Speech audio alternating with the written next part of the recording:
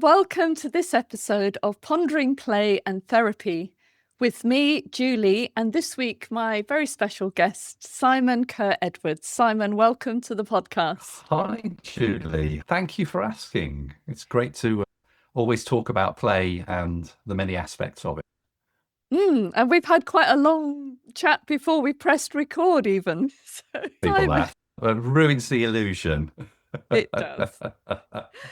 So, Simon, of the many things I could ask you to think about today, we're particularly going to be thinking about supervision for therapists, supervision for school staff, and also, if we have time, thinking about the parenting consultations you offer. So Sure, that's our subject absolutely. matter today.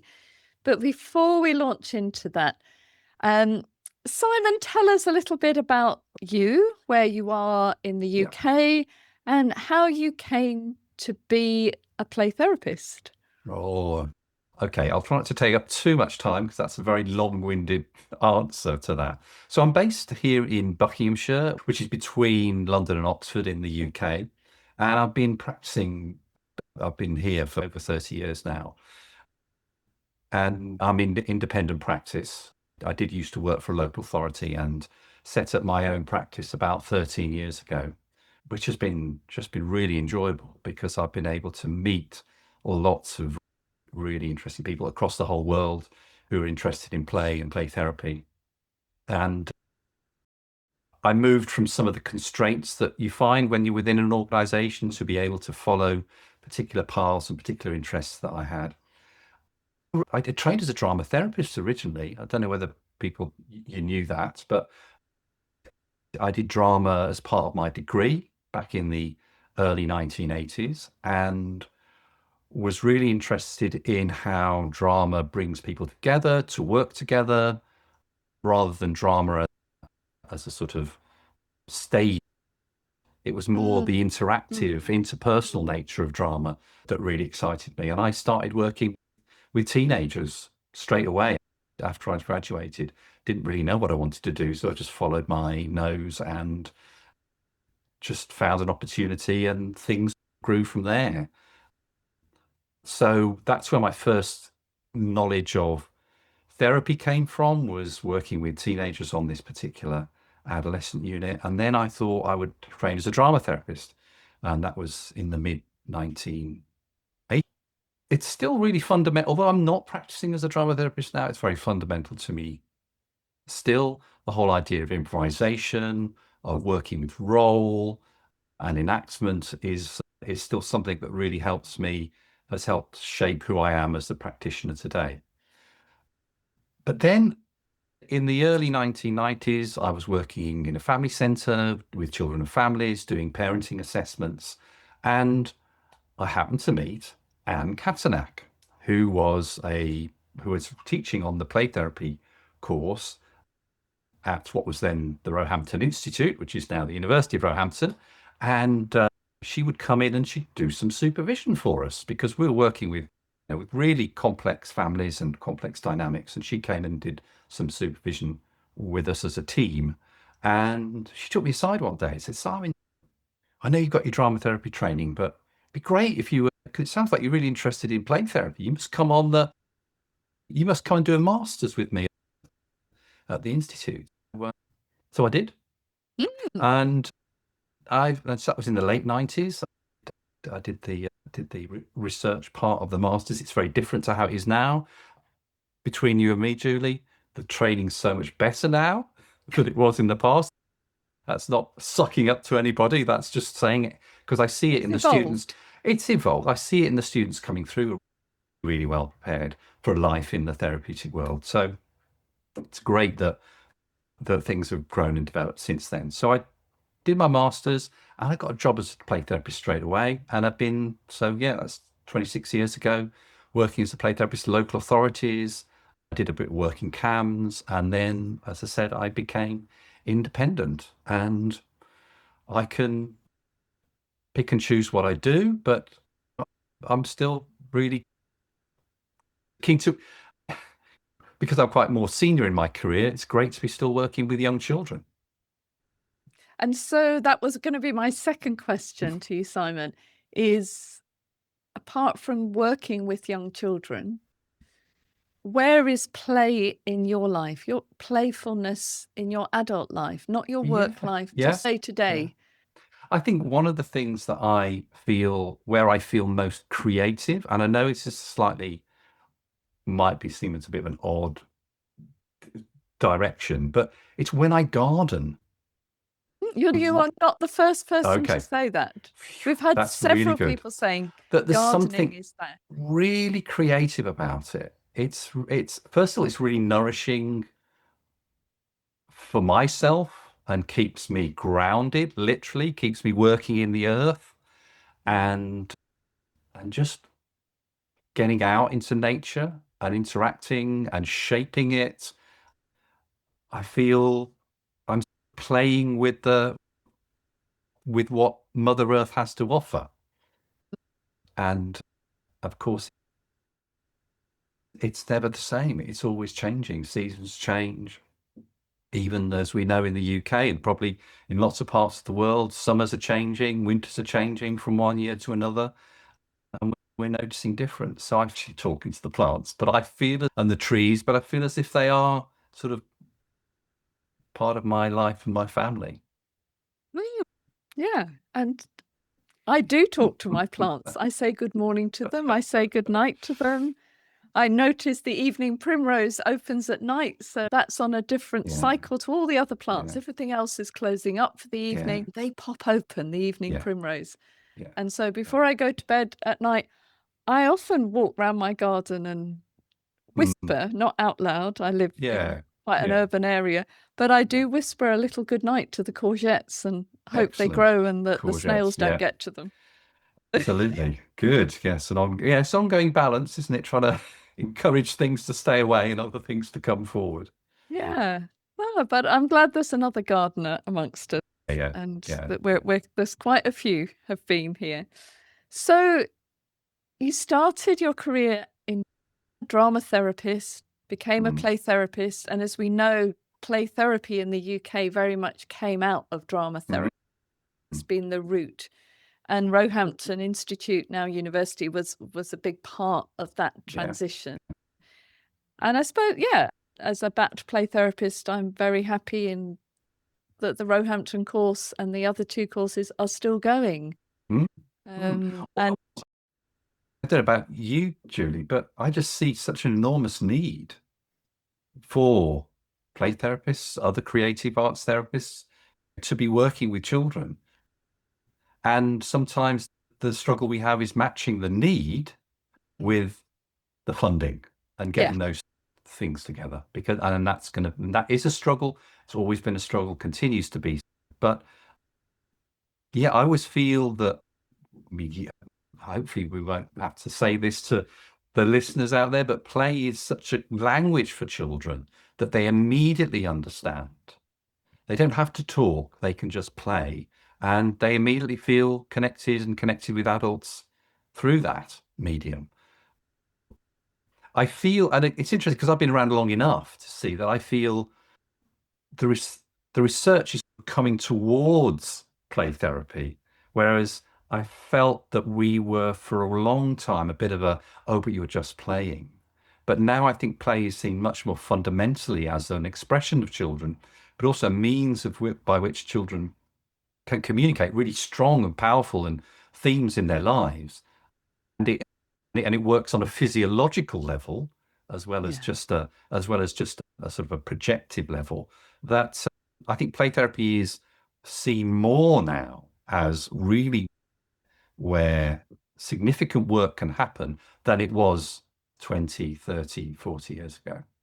Yeah, and hopefully that will continue to happen. And that would be another whole episode, thinking about how the play therapy profession is seen.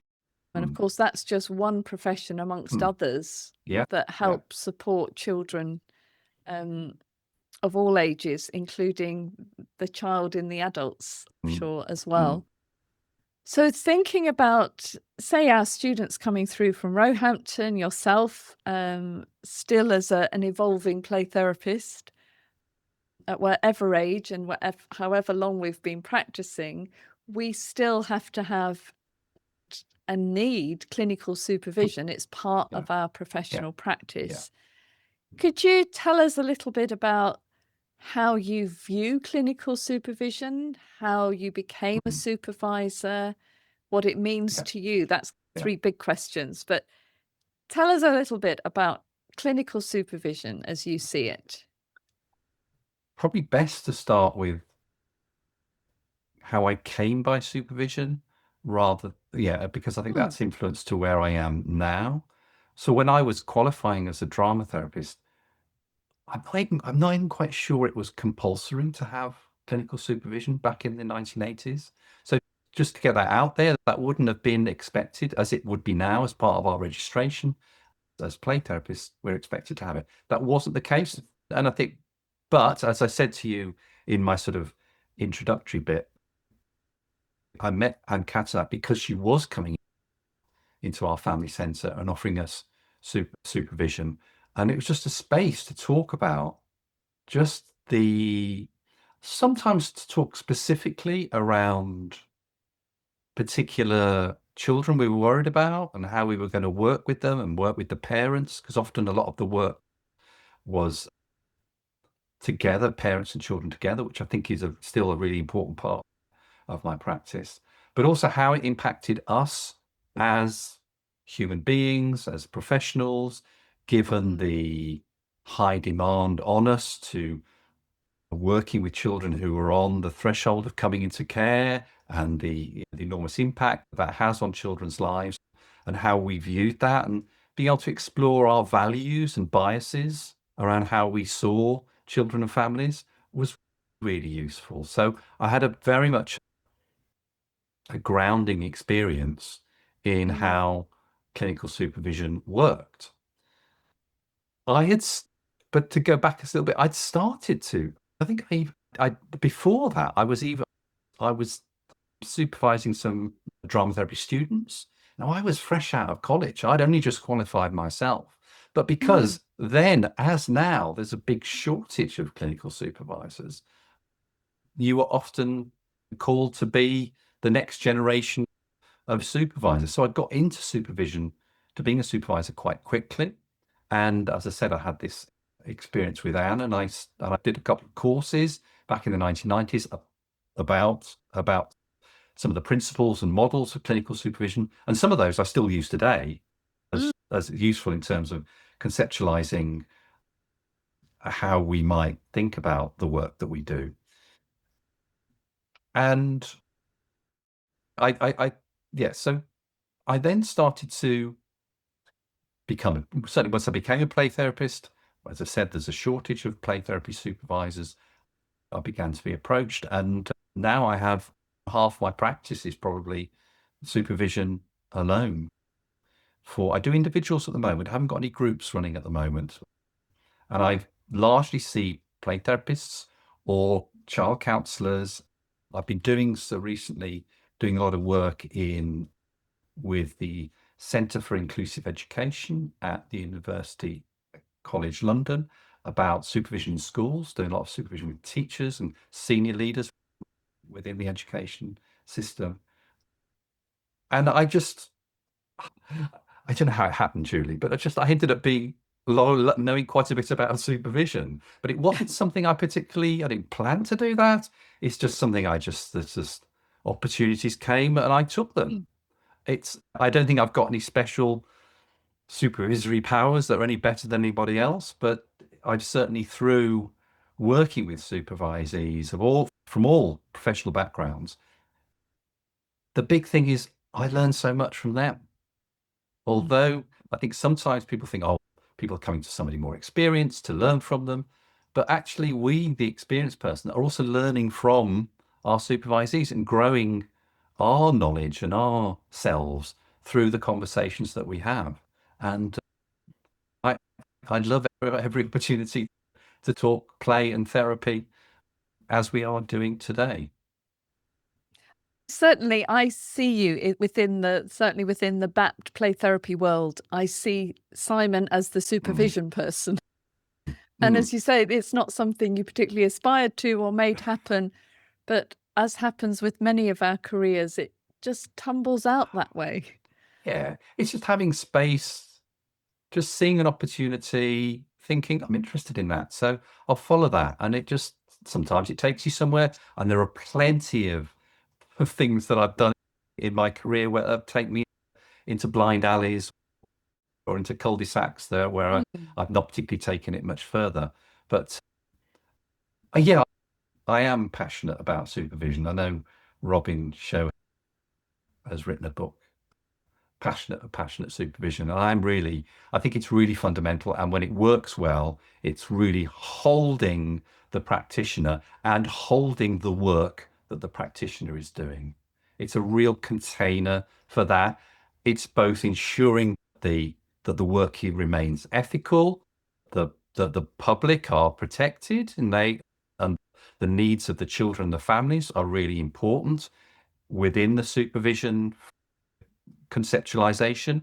But then it's how can we enable our play therapists or therapists from whatever background to be the best play therapists they can be.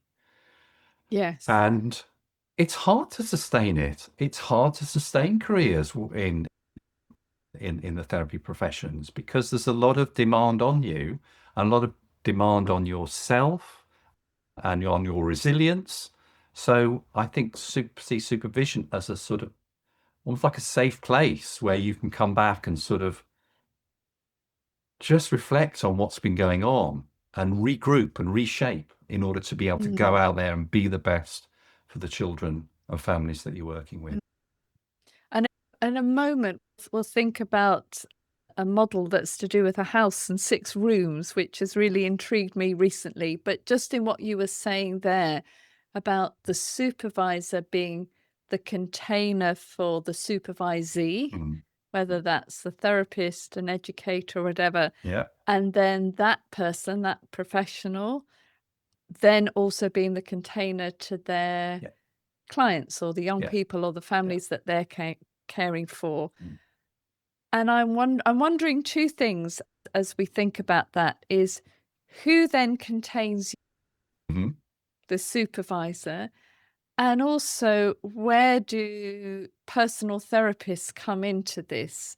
And when does the supervisory role overlap with personal therapy? Yeah, All trainees, for certainly for BAT play therapy, it's compulsory to be in personal therapy. And our students sometimes are a bit about it at the beginning. Why do I need to? And then by the time it gets to the first 3 months, they're going, oh, what I said to my why personal haven't I done it therapist. Yeah, sooner? they can't wait to get there because they've got so much stacked up. It's that knowing what you don't know about Mm. yourself, that kind Yeah, of the yeah, unknown stuff. So who contains you yeah. as the supervisor, and then who else is around in the system Mm. that you can call on or the supervisee can call on to also be part of what's going on? Yeah. I suppose the first person I would have to fully acknowledge and thank is my own clinical supervisor who offers me that containment. They do a magnificent job of when I can turn up really online or in person, can turn up feeling out of sorts, not quite understanding what's going on, feeling in a bit of a fog, that the Mhm. conversation we have, and a bit like the conversation we're having today, just the fog starts to disappear and I'm starting to see shapes again. I'm starting to see opportunities. I'm starting to see things that I can do a bit differently in that conversation. Having said that, I did once, I don't know how this came up, but I once had a conversation with a child and he said, when I said what we do is confidential, I think it was probably a teenager, probably now I think about it. I said, what we work on in therapy is confidential, but I do have somebody that I talk to, a supervisor, but I make sure that it's anonymous, etc. Don't give them any details as to you. And they thought about it. They said, so if that's, and I said, well, and that's true for all therapists. They have a clinical. They said, so if that's true for all therapists, is the one person who's supervising everybody in the world? And I thought that was a really great sort of, as if there might be one person. So no, there isn't one person holding us all. But there are people holding people, and she in Yeah. turn will get her clinical supervision from elsewhere. And I hope that's really reassuring for those people who are listening, who are parents who may be considering play therapy, or even another type of therapy, to know that their therapist is looking after themselves, so that they are able to be as responsive as the child needs them to be, and to do and to offer themselves up in a way, and offer the play therapy in a way that is the most beneficial way for each child, because each child will be different. It isn't, Julie, play therapy isn't one size fits all children. It's really, how do you adapt play therapy for this particular child in these very unique circumstances? And then how does this happen for this child? And they might be quite different. So often as a play therapist, you work slightly differently with people. Oh, yeah, definitely. And the students at Roehampton certainly know that I often say, in fact, most lectures or seminars end with, "It depends." Yeah. It, Yeah. that's Yeah. my mantra. That's Yeah. what they know Yeah. me as. Oh, Yeah. Julie, she's the "it depends" Yeah. person. Yeah. Because it always does depend. And that's the bit I'm curious then about with personal therapy, because some of that depends stuff really Yeah. impacts me. I find some clients I can go along quite easily with, and yeah, we have a few rocky moments, but I generally can hold myself together pretty well. And then there are other clients or parents that I'm working with, or other professionals I'm involved with, that, something really gritty comes up for Hmm. me. So, personal therapy supervisor, who do I go to? Yeah. I'm very clear that clinical supervision is not personal therapy, and it shouldn't be seen as that. However, that doesn't mean it's not therapeutic, in that there may be some that feelings might be provoked in the work that you might need to work on in supervision with your supervisor, that actually may apply to other parts of your life. And if they do, then that's maybe when you need to look elsewhere for for a therapist to think about those things. I think what's unique about what we do, and a lot of the human services, it's not just unique to therapy. It could be No. teaching, it could be anything. You bring yourself into work every day. And if you and that's rightly, you can't pretend to be something you're not. You can't be an AI version of yourself. You are who you are. And we can be sometimes activated by it may be to do with some of the content that the child might be playing out, that might activate some content from my background or my childhood that I that might make me go, oh, hold on a second. I've had a reaction to that. I wonder what that's about. I might take that initially to my supervisor and think, gosh, I had this real reaction when the child did this. What's that about? And she will help me think, is that a here and now issue, or is that to do with a there and then issue, to do with my private or my personal life? And I think that's how I would distinguish it. And then I would say, actually, no, there's more to that I need to Mm, go elsewhere and work on. mm, And she'd mm. say, yes, that's what you need to do, because we always need to be bringing it back to the professional and to the child and the client and the safety of the work you're doing. It is a bit blurry. I know what I've just said Yeah, sounds a little bit wishy-washy, but it you know it when you come across it. yeah, And sometimes, if I think it's an issue I come across it repeatedly with a supervisee, I might yeah, then say, hold on a second, isn't this the third time this year or last 6 months we've been talking about this? I wonder if this is something more that we can just think about in yeah, clinical supervision, and something you might need to take somewhere else for yeah. therapy. Supervision is a working alliance. It's a professional alliance. It's Although there is a hierarchy or a power differential between supervisor and supervisee, it is. I want to make sure that the supervisee is getting what they need from me as a Mm, supervisor, and they're the client to me.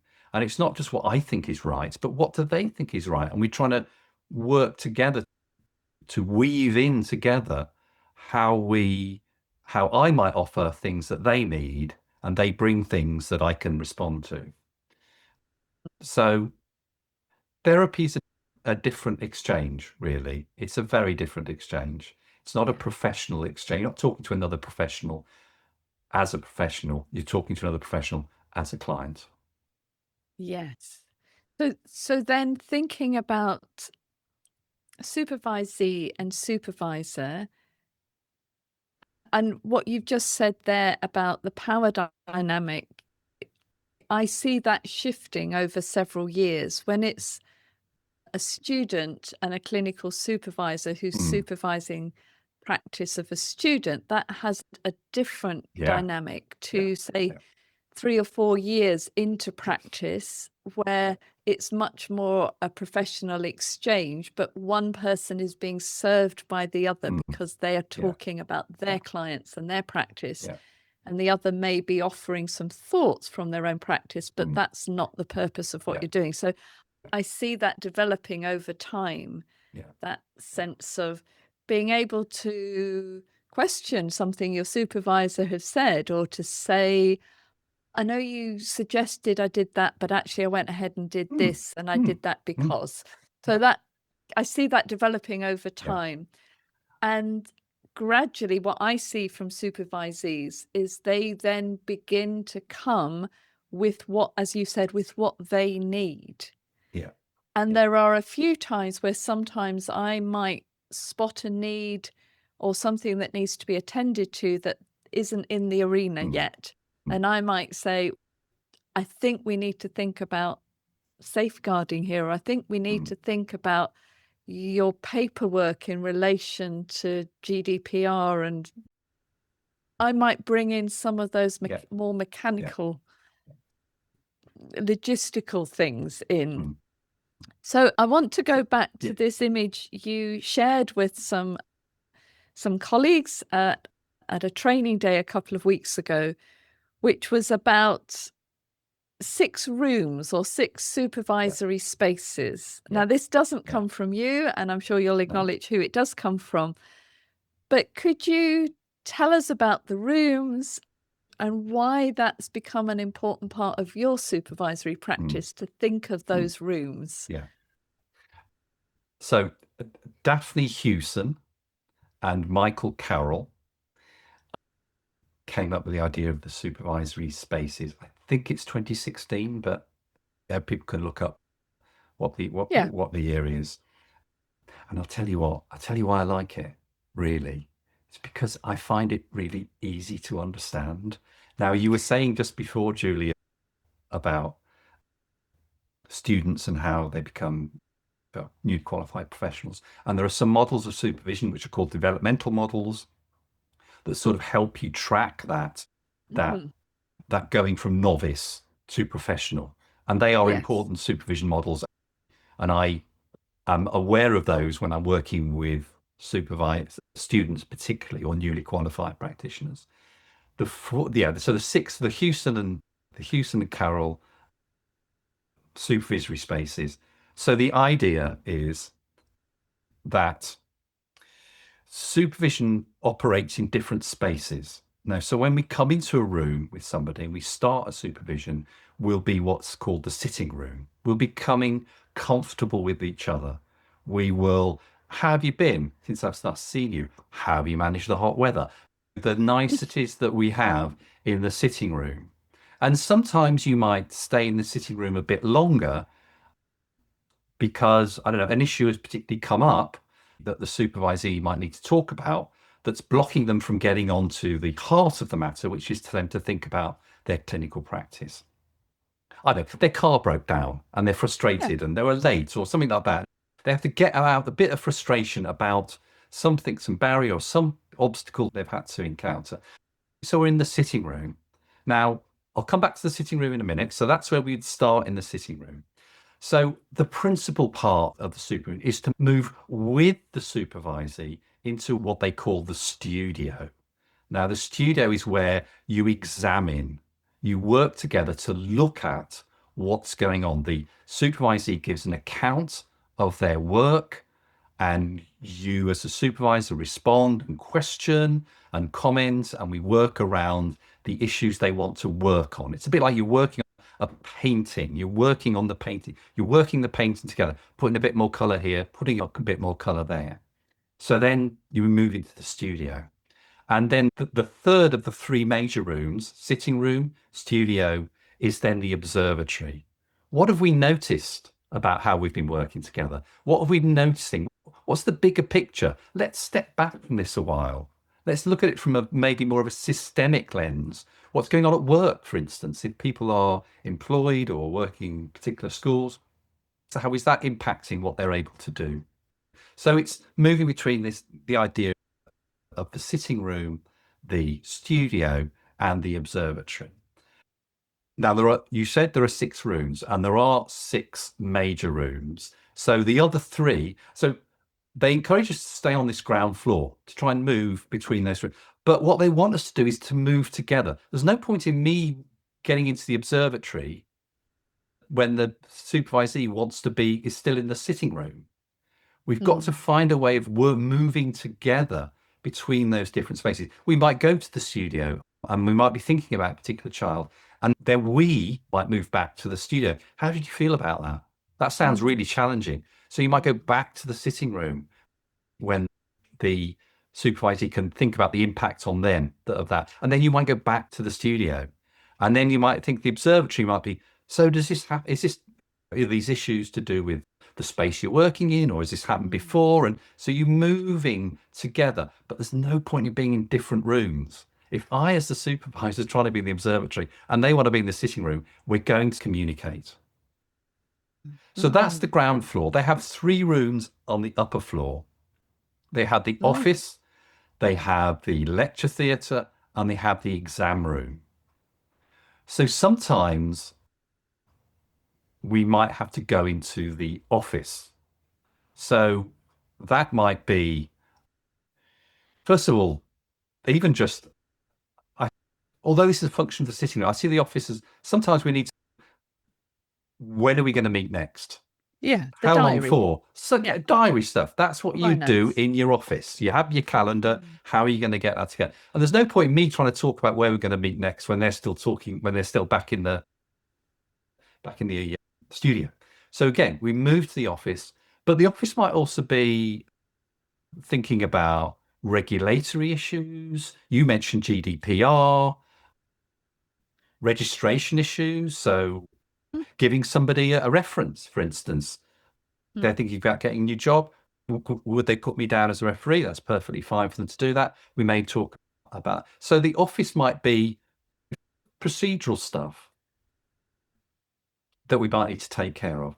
But the idea is that we don't spend too much time on the upper floors. We try and always be coming down to the 3 main rooms. So the middle room is the lecture theatre. Now, sometimes the supervisor might have to take on a teaching role. Maybe they've missed something here. They've missed a piece of theory that might fit in here. Have you thought about the drama triangle, for instance?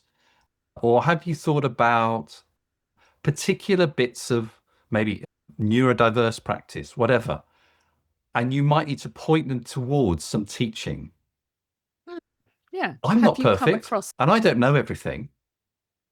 But if I don't know something, I want somebody to point it out. If there's something I think I need to know, I'd like them to point it out to me. So I'll go and find out. I'll do some research. So either we have some conversation about that in the room, or we might point to each other. And sometimes we have the supervisee saying to the supervisor, "Oh, I found this text really good." I'll go, "Okay, yeah, I'll try and look that one out and see what they have to say."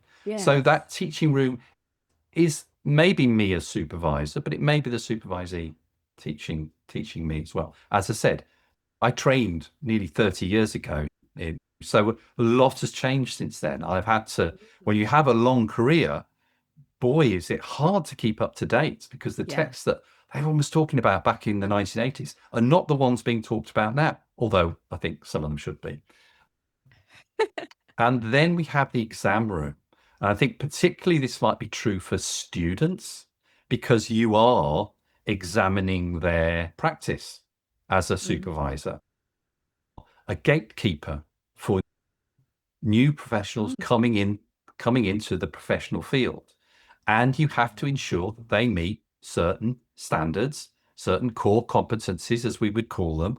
And we have to be able to sometimes go into the exam room and think that I've got some concerns about how you're setting boundaries maybe with the children. So I might have to go into the exam room. What do I want to see from them that's different? And I might need to be really specific as to what I want them to try, what I want them to do, what I'm looking for, in order for them to really start to embody those skills and make those skills automatic. Because actually, really, once you train, your skills become, you always forget you've got the skills. Yeah. Because they go to the back of the brain and we're thinking about the child in the moment, but then all the issues about boundaries, confidentiality, timekeeping, safety, all that's going on in the back of your mind. And you almost, you don't forget what you know, but you're not always bringing it forward to the forefront. So sometimes we have to go in the exam room, and sometimes I've had to say to students, I'm concerned about X, Y, and Z, and I have to be really respectful about that. Should I say that?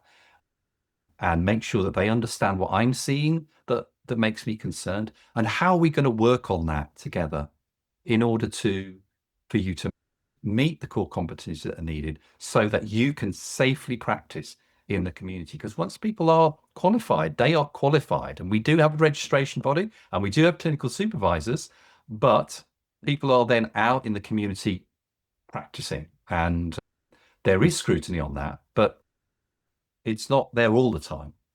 No, and I think that's something that certainly I feel from in my own supervision is there are times, even 20 years into practice now for me, that we do go into the exam room every now and again. My supervisor may need to say, well, I'm wondering about, can you think about, or is there a boundary that needs to be thought about here?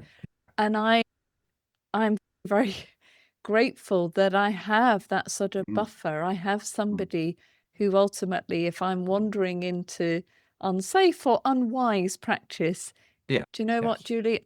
I think that's not okay.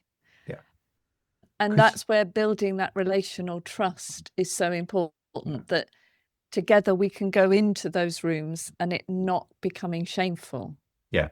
And it's about building that relationship. And I think for the supervisor, it is beholden on the supervisor to ensure that there's a good working relationship with one another, so that and that you set up supervision well. There's a clear agreement, there are clear boundaries around supervision, so that when there maybe are some rocky times, some turbulence, that the relationship can manage the turbulence, because it isn't always a positive affirmation of what people are doing. Sometimes it can be rough weather, and that's why to go too early to examine maybe issues might be too early in a relationship, and that might then fracture in some way. And you don't particularly obviously fractures and ruptures do happen, but then we've got to work really quite hard on how we repair them.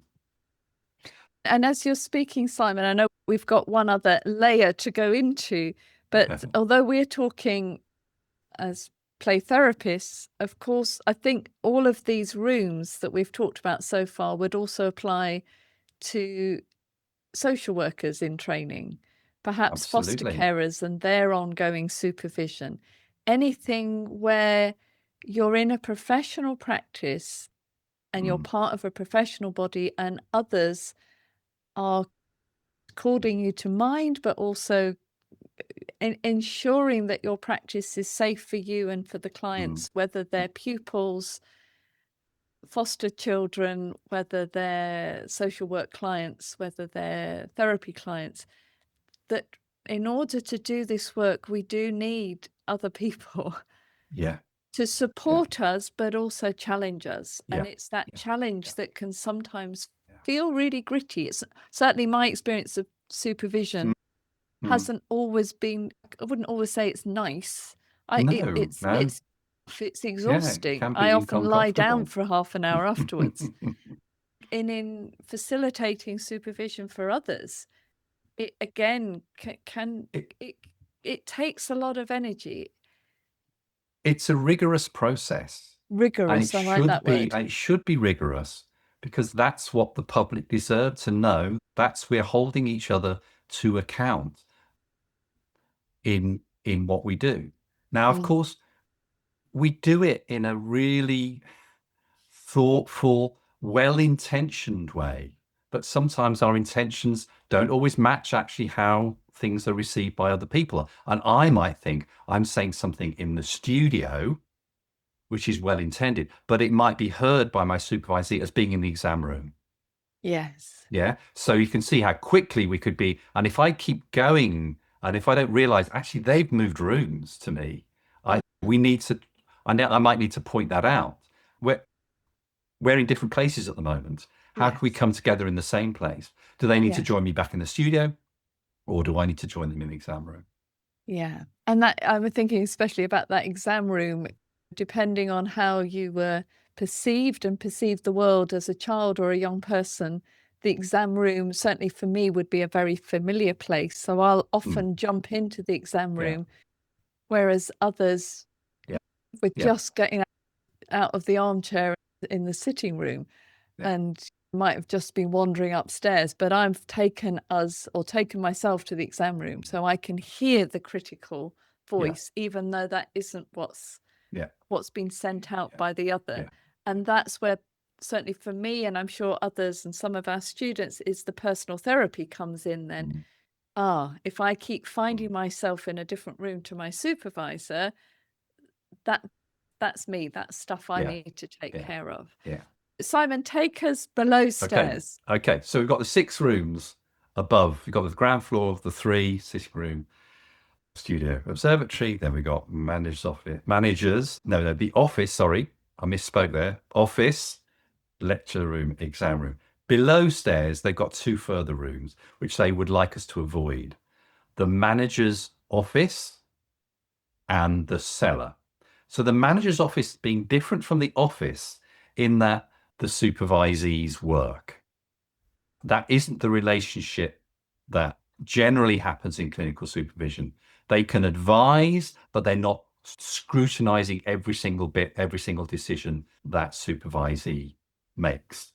So to try and avoid that sort of manager employee sort of dynamic, as if being told what to do, I, as a supervisor, not telling people what to do, but sometimes the supervisee might want me to be telling them tell me what to do. I need to know Yeah. what to do. And I'm trying to give some options, maybe what they might try, but I'm not telling them absolutely what they have to find their own way.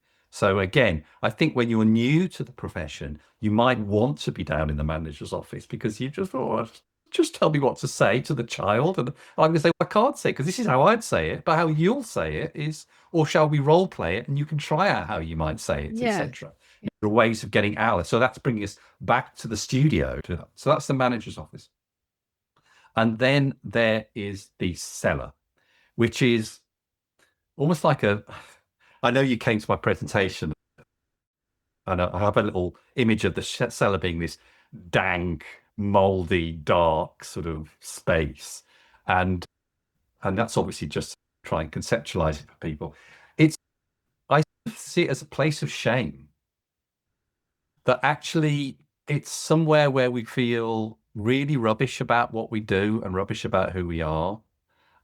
And now I'm not saying that I never feel rubbish about what I do. I can sometimes think, wow, Simon, sometimes I feel like I'm the worst play therapist ever. And I have to get some context on, get some sort of guidance on that. But it's not to stay down there and not to be joined down there by your supervisor. Because Mm. if you don't communicate well, it's very easy to find yourself in the cellar, the supervisor not saying things that they want to say to the supervisor, holding back things that might be because Mm. they're ashamed of them, or they think they're going to get a telling off or something like that. That's what this cellar is about, a place where there isn't much communication going on, and it's Mm. uncomfortable for both people. And I think because only as a supervisor, you shouldn't be going down there. You need, because that's why you need your own supervision to be able to, if somebody, a supervisee is causing a particular sort of reaction in yourself, you need to be able to take that somewhere else to discuss. Don't join them in that. But sometimes our supervisee might want to go down there, and you might want to try and find ways to help them to come up again, come out of there, go from the cellar back into the sitting room, probably would be the place to come out of the cellar from. Yeah. No, Simon, as you're speaking, this is just immensely helpful. And even I learnt about this probably about 4 or 5 weeks ago, and I've already been using that with my supervisees. And I just find it, the conceptualization of supervision, just incredibly helpful. And I've drawn myself a little house within it, and I've got it by my desk to just help me wander through that. And so, thinking about your work with school educators, school leaders, really anybody else working in a school who is also impacted by little people's stuff and parents' stuff. I came into play therapy as a primary school teacher, and it is very jangling a lot of the time. You're in a room with at least 30 other human beings with their own needs. I can't believe now that I used to do that. And then you have the pressure of what you need to deliver and where you need to move with those 30 people. You're often in the room on your own entirely for 2 hours on your own. You can only go to the loo when somebody tells you can go to the loo, and you've only got 12 minutes to have a cup of tea and go to the loo and do everything you're meant to do.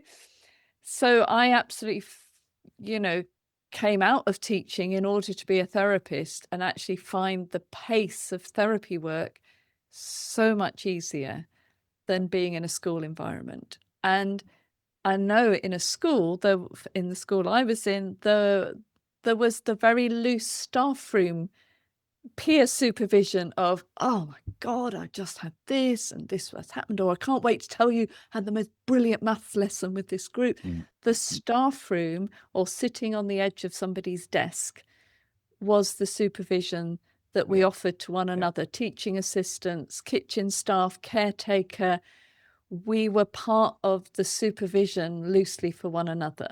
But what you're offering, and I know many other supervisors now are offering to school staff, is something quite structured and specific. Can you talk a little bit about what you offer to educators, to school educators? Well, sort of for a long time, I would offer supervision to particularly, if schools got in touch with me, they found my name through whatever means, often through a recommendation or something like that, working with senior leadership teams on how they manage the staff teams, as well as their staff teams, as well as the young people in the school, giving them space to be able to, at the end of the day, be able to think about what they've been doing. That is just so valuable and so rare in schools, that the time is allowed to just sit there and go, okay, what have I been doing today?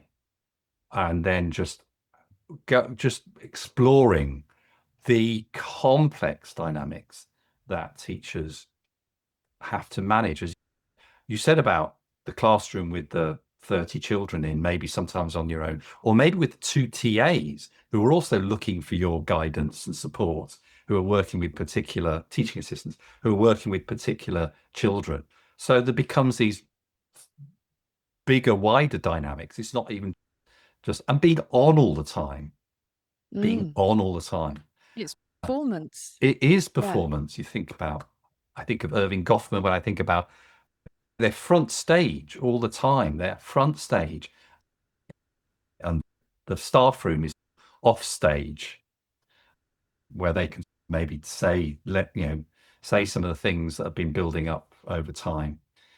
I think the educational field is really complex. Both my parents were teachers, and it was complex back in the 60s and 1970s. But I think so much is expected of educators now. It's unrealistic. And it's almost an impossible job to do. But there are many people out there who are heroically going about, really passionate about their education for children.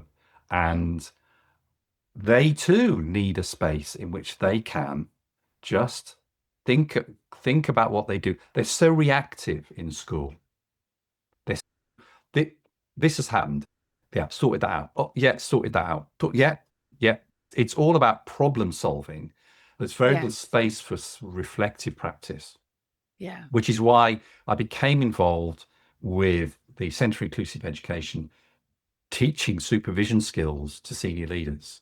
And it's really fascinating. So I've been working with local authorities across the, we had a course, even internationally, people came to the course, and just trying to help the senior leaders, because these are the people who are supporting everybody else, who, and then maybe offered coaching. There's lots of coaching or mentoring. There's lots of other things, but we're trying to embed supervision as a really good way in which they set time aside for members of staff to be able to have a proper conversation about what's going on, not snatched, as you say, in that 12 minutes, not snatched on the edge of the, perched on the edge of the table.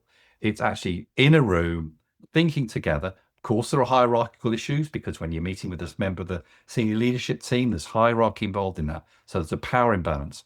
And there are ways in which we teach our participants to think about and to offset those issues. But being able to, for teachers to be able to sit down and say, this is really what's going on, because showing you're struggling as a teacher is really not allowed in general. It's very key, because everybody's struggling. So if somebody admits it, that isn't something they'll get a lot of support of, because other people might be struggling too. Yeah. So there is now a supervision in education sort of network of supervisors, both from the education sector and external to it, who are trying to have some standards, some quality standards as to of how schools might be able to go about finding supers for them, and how they may also skill up themselves. The thing that I love the most about that is when and it's more than one person, but somebody in particular said to me, it's really interesting, you've been teaching us these supervision skills, and yeah, I'm using them in supervision, but I'm using them in the team meeting. I'm using them in other spaces around the school where I'm able to listen more to what people are saying. Because really, when you haven't got time, you don't listen so much. So you don't really get at what the issue is. You have a sort of an immediate reaction to what it is. There's not enough time to listen. And to think that you're on for 6 hours a day with very few breaks, 5 days a week. I know. Don't tell me about the school holidays thing, because that is such a fallacy. I know how hard my parents used to work in school holidays to get ready for the next year. And that was in the days before all the assessments and lesson plans that are expected today. And we are losing teachers almost as fast as we can train them, and that's not right.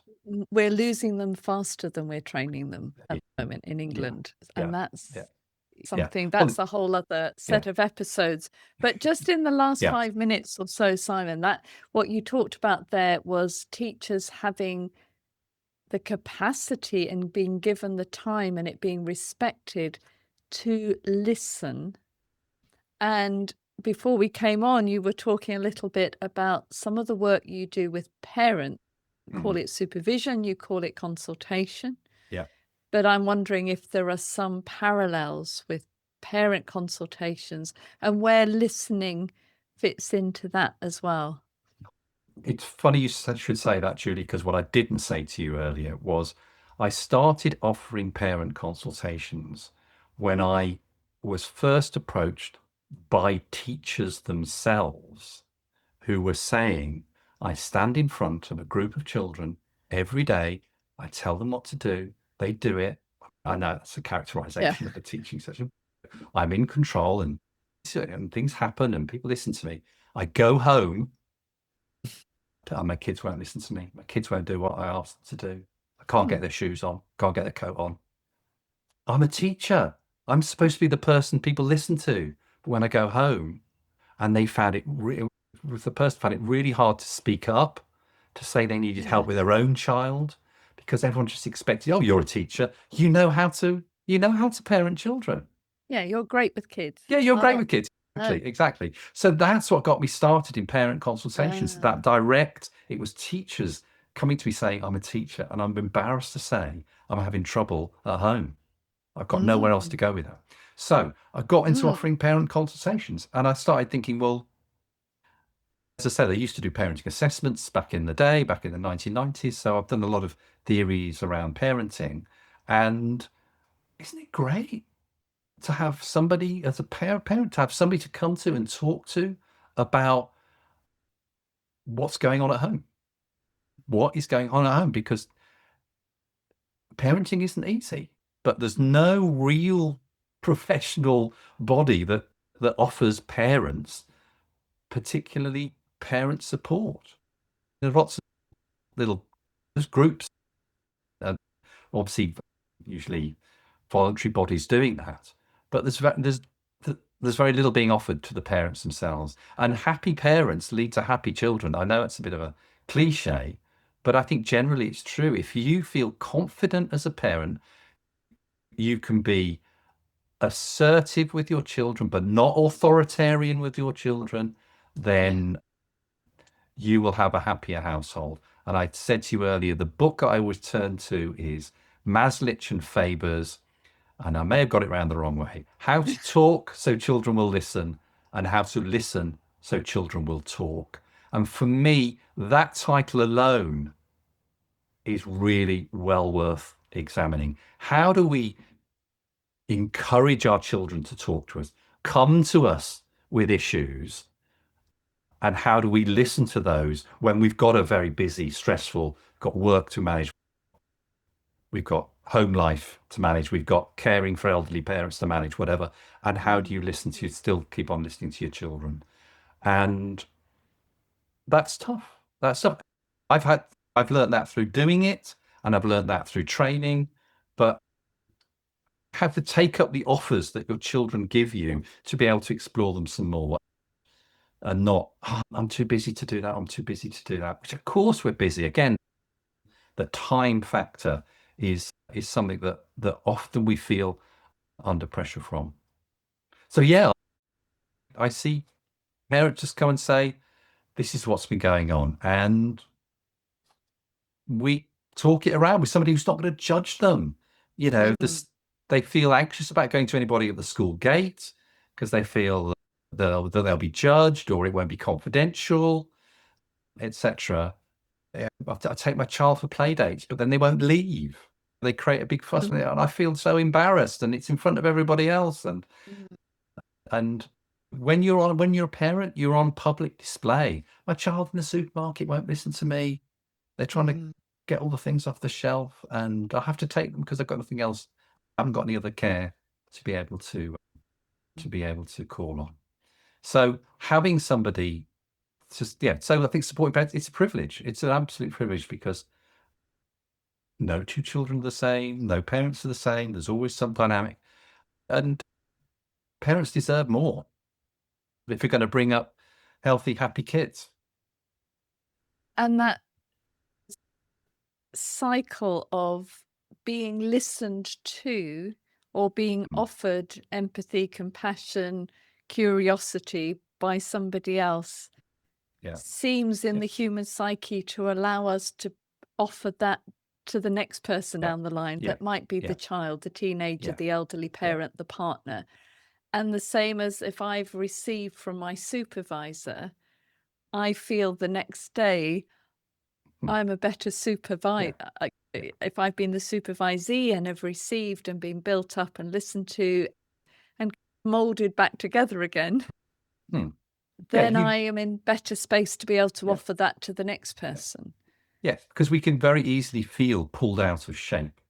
Oh, so easily. Jangled is my Jangled, word at the lovely, moment. sort I of, just yeah, feel yeah, I'm jangly, bits of, yeah. And so having a space where you can, I don't know, unjangled or dejangled, where you can just come back and gain your equilibrium, yeah, because we yeah. don't have any of those spaces. And ideally, I'd love it to be people's partners to be able to do that for one another. But that doesn't always, and sometimes I see parents together and do, it's not couple counseling, but it's how can they both work together to develop their own parenting skills. Yeah. And how do they recognize that their parenting skills might be disparate and might be clashing? We're not in saying that in a couple, if it's two parents, that their parenting styles have to be identical. In fact, often that's the cause of the conflict. Oh, yeah, But is the child clear, and are you clear about who does which parts of the parenting, and where are the sticky moments and where are the smooth moments within that? I think in couples, I think both in the couple need to feel they've got something they can offer that's them. Yeah. And so something different. Why do that? Yes. Become better at something else than something else. So we need to feel within a couple with our children that we've got something particular that I can offer my children. And it doesn't have, and it's not necessarily the same, and allow for difference as well. Allow couples to be different from one another. And just finishing off thinking about that before we finish, allowing siblings to offer something different, and for each sibling to have the role that they're created to have. And because so often there's that comparison, oh, she's not like her big sister, or she's not like the last one, or this one's like that. We go, yeah, they're not, but what does this one offer? What space is being created for each person? But Simon, I think we could talk for hours, but our hour is up. Okay, all right. Our hour is up. And Simon, thank you so much for being on the Pondering Play and Therapy podcast. I've learnt so much from you today, and really thank you deeply for what you have offered to the world of play, of therapy, of family life today. I hope you've enjoyed it. I probably tell I do enjoy talking about what I do. I like communicating about what I do.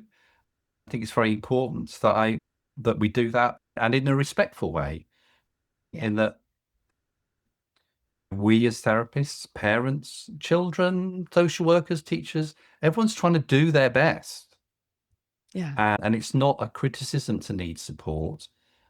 It's actually what we need in order to just maintain that level of quality that we do possess. Yeah. And to normalize that, and make some sort of supervision, consultation, listening space available to everybody in this tree. But Simon, thank you so much. And thank you, listeners, for listening to this episode of Pondering Play and Therapy. As always, respond to us with questions, comments, and subscribe. And we look forward to have you listen again in September when we're back. Thank you. Bye-bye, everyone.